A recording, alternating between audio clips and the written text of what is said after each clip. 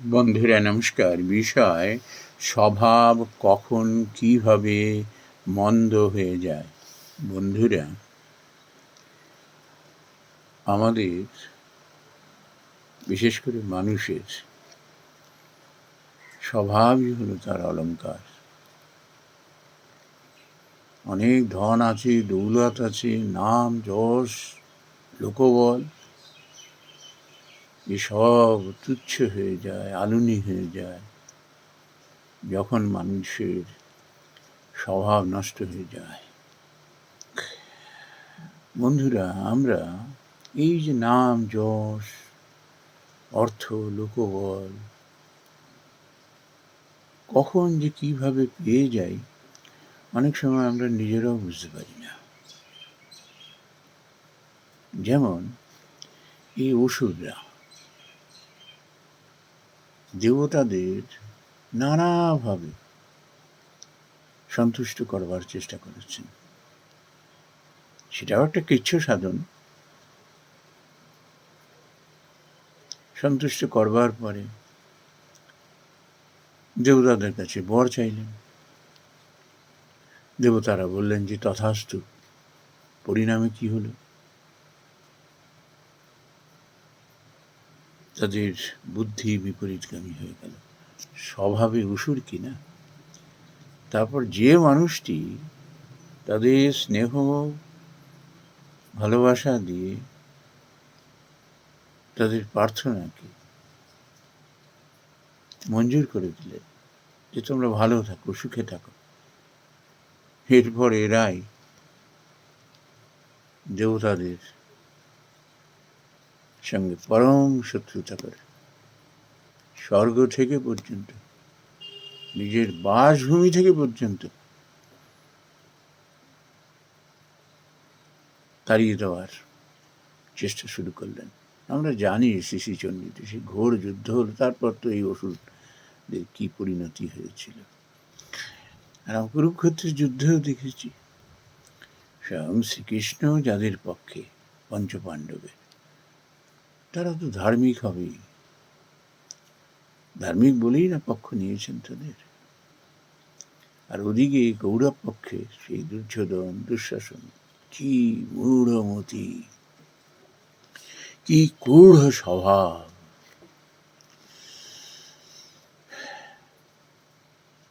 পঞ্চপাণ্ডব সমস্ত দিতে প্রস্তুত ছিলেন যে সব কিছু নিয়ে নেওয়া, কিচ্ছু চাই না। যুদ্ধ করে জ্ঞাতি গোষ্ঠীর প্রাণ হনন করতে চাই না, তাদের রক্তে হাত রাঙাতে চাই না। শ্রীকৃষ্ণর মাধ্যমে একটা প্রস্তাব পাঠালেন, 5 জনের জন্য 5টি গ্রাম দিলেই হবে, আর কিচ্ছু চাই না। বাকি সব রাজ্য সম্পদ সব তোমরা ভোগ করো। কিন্তু ওই যে মূঢ়মতি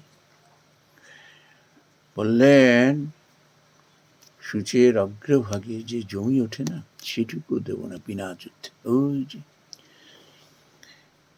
বিনাশকালে বুদ্ধিনাশ। এখন আমরা সাধ্য সাধনা করে পরিশ্রমের মাধ্যমে ফল তো পেয়ে যাই, কিন্তু আসল যে সাধনা, সেটা কিভাবে রক্ষা করতে হবে, সেটা কিন্তু আমরা শিখি না। এই জন্য কি হয়, পাই নাম যশ অর্থ খ্যাতি লোকবল ভোগ বিলাস, কিন্তু ওই যে স্বভাব যখন মলিন হয়ে যায়, মন্দ হয়ে যায়, কিভাবে মন্দ হয়? যখন মানুষ এরকম পর্যায়ে এসে যায় না, তার মধ্যে অহংকার উত্তাপ এসে যায়। আসলে স্বভাবে তো সে অসুর, দস্যু প্রকৃতি। সেটি কি করে রাতারাতি চলে যাবে? তার জন্য তো সাধনা দরকার। ক্ষমতা পেলাম ঠিক আছে, যেরকম সাধ্য সাধনা করে, এবারে সেটি রক্ষা তো করতে হবে। ক্ষমতা যত সহজে পাওয়া যায় না, তাকে রক্ষা করা অত সহজ কাজ নয়, অত্যন্ত দুরূহ।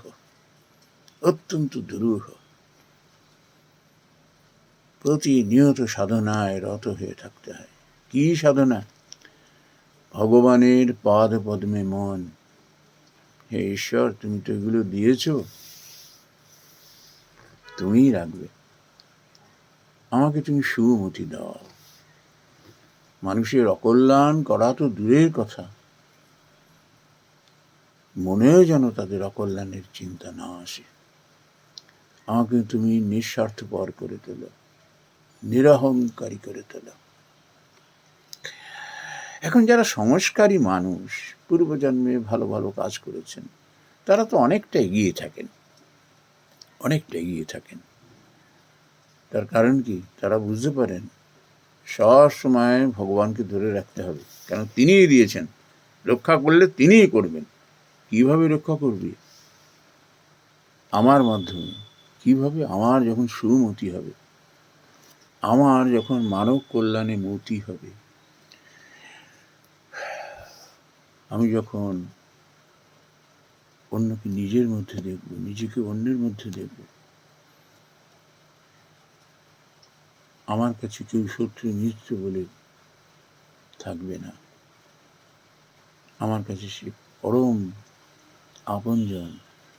আমি নিজেকে যেমন ভালোবাসি, ঠিক অন্যকেও তেমনই ভালোবাসবো। এই ভাবটার জন্য দরকার হয় তখন সৎসঙ্গ, সজ্জন মানুষের সংসর্গ দরকার, ভীষণভাবে দরকার। এ প্রসঙ্গে ঠাকুর শ্রী রামকৃষ্ণ পরমহংস দেবেন না একটি উক্তি তুলে ধরছি। তিনি তার ভাগ্নে হৃদয়কে নিয়ে গঙ্গার ঘাটে এরকম অপেক্ষা করছিলেন।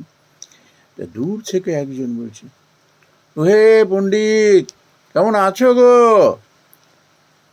ঠাকুর তখন বললেন যে, দেখেছ, ওর কিছু পয়সা হয়েছে,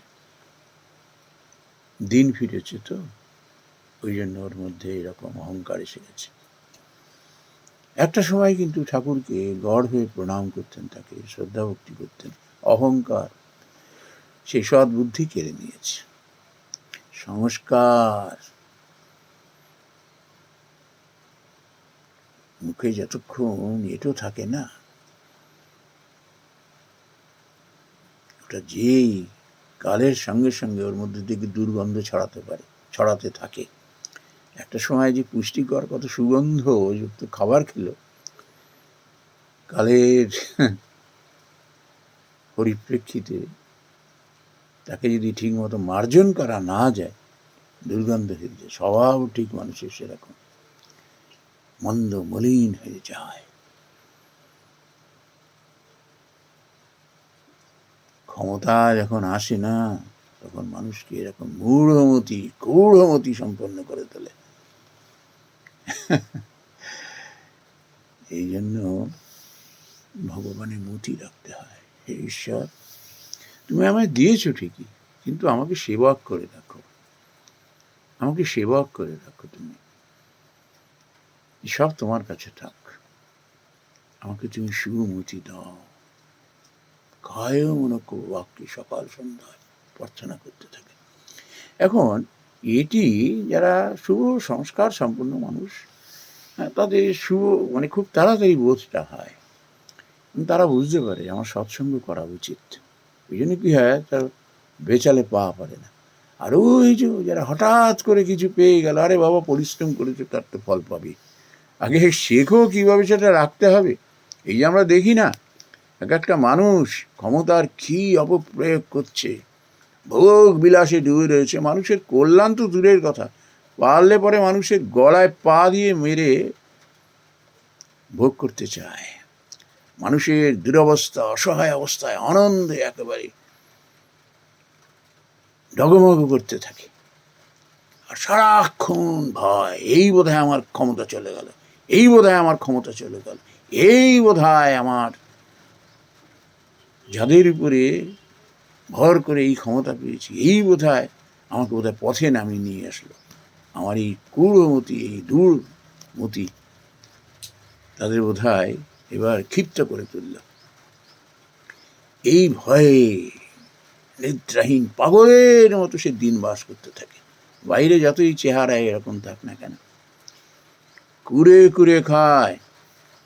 এরা অসুর স্বভাবের মানুষেরা, এরা ক্ষমতা পেয়ে যায় কোনো রকমে, রাখতে শেখে না এরা। এরা কখনো ভালো মানুষের সংসর্গে যায় না, তাদের সৎ পরামর্শ নেয় না। অসদাচারী মানুষেরা। এই জন্য কি হয়, যারা প্রকৃত ক্ষমতা অর্জনের উপযুক্ত এবং যারা ক্ষমতার তারা সুপ্রয়োগ করতে সুপ্রয়োগ করে, মানুষের কল্যাণ করে, ক্ষমতাটাকে না তারা একটা বোঝা হিসেবে নিয়ে নেয়, ভগবানের কর্তব্য হিসেবে নিয়ে নেয়, কাজ হিসেবে নিয়ে নেয়, যে এবার তো আমাকে সেবক হিসেবে মানুষের সেবা করতে হবে, ভগবান এই সুযোগটা দিয়েছে, কি করে তা আমি পরিত্যাগ করি। নিজে না খেয়ে না পড়ে অন্যকে খাওয়াবে পড়াবে, অন্যের সুখেতেই তার সুখ, অন্যের শান্তিতেই তার শান্তি, সে সেবক হয়ে থাকতে চায় মানুষের। এর জন্য দরকার কি, সুসংস্কার, ভালো কাজ করো, ভালো কাজ করো। আর এটির জন্য ভীষণ দরকার হলো, আমরা সৎসঙ্গ করি না, সৎসঙ্গ বলি আমরা এরকম, সৎসঙ্গ, সজ্জন মানুষের সঙ্গ দরকার। এই প্রসঙ্গে না এই নীতি শতকমের একটি মন্ত্র খুব প্রাসঙ্গিক হবে। এরকম বলছেন যে জাড্যাং ধীয় হারতি সিঞ্চতি ওয়াচি সত্যং মনন্নতি দিশতি পাপম পাকরতি চেতঃ প্রসাদয়তি দিক্ষু তনোতি কীর্তি সৎসঙ্গতি কথায়া কিং ন করতি পুংসাম। এই এতক্ষণ ধরে যে কথাগুলো বললাম, এই সার কথা এটি বলছেন,